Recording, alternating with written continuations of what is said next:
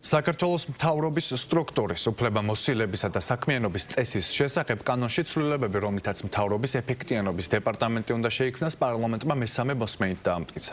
მთავრობის ეფექტიანობის დეპარტამენტი აღმასრულებელი ხელისუფლების ყველა რგოლის გადაწყვეტილებების შესრულების კონტროლს უზრუნველყოფს. აღნიშნული სტრუქტურა მთავრობის ადმინისტრაციაში შეიქმნება და ამისთვის მას მიენიჭება აღმასრულებელი ხელისუფლების დაწესებულებების, სიპების და სახელმწიფოს მიერ დაფუძნებული კერძო სამართლის სამეწარმეო და არასამეწარმეო იურიდიული პირების გადაწყვეტილებათა კონტროლის ხელშეწყობის ფუნქცია.